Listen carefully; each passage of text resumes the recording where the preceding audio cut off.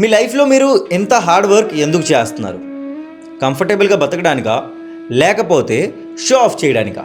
దీని ఆన్సర్ నా కమెంట్ బాక్స్లో చెప్పండి, ఖచ్చితంగా రిప్లై ఇస్తాను. అంతలోపలే నాదొక చిన్న స్టోరీ వినండి.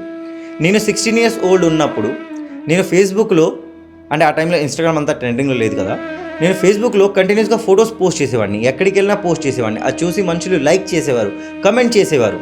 అది చూసి నాకు చాలా సరదా అనమాట. సో ఒకరోజు నేను పార్కులో నడడానికి వెళ్ళినప్పుడు నాకు ఒక ఓల్డ్ టీచర్ కలిశారు. వాళ్ళతో మాట్లాడాను. వాళ్ళు ఒక ప్రశ్న అడిగారు. స్వాధీన్, నువ్వు ఆన్లైన్లో అన్ని విషయాలు ఎందుకు పోస్ట్ చేస్తూ ఉంటావు?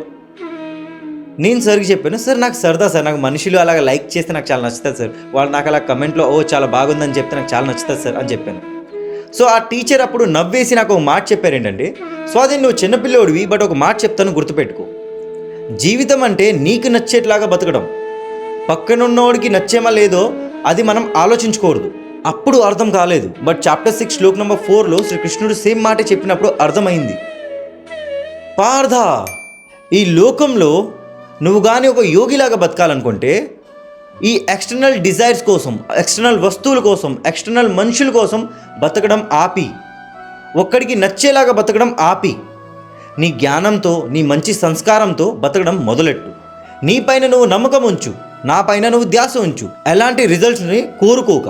టు బి వెరీ ఆనెస్ట్, మన లైఫ్లో మేము చాలా హార్డ్ వర్క్ చేస్తాం, మంచి జాబ్ సంపాదిస్తాం, బాగా డబ్బులు సంపాదిస్తాం. దాని తర్వాత పనికి మాలిన వస్తువులు కొంటాం. ఎందుకు? మనుషుల్ని షో ఆఫ్ చేయడానికి. నా దగ్గర ఇది ఉంది, అది ఉంది. దాని తర్వాత దానికి ఈఎంఐలు కట్టుకుంటాం. అవసరమా ఇంత tension? To be very honest, life అంటే కంఫర్టబుల్గా బతకాలి. కంఫర్టబుల్గా బతకడానికే హార్డ్ వర్క్ చేయాలి, ఒకడికి షో ఆఫ్ చేయడానికి కాదు.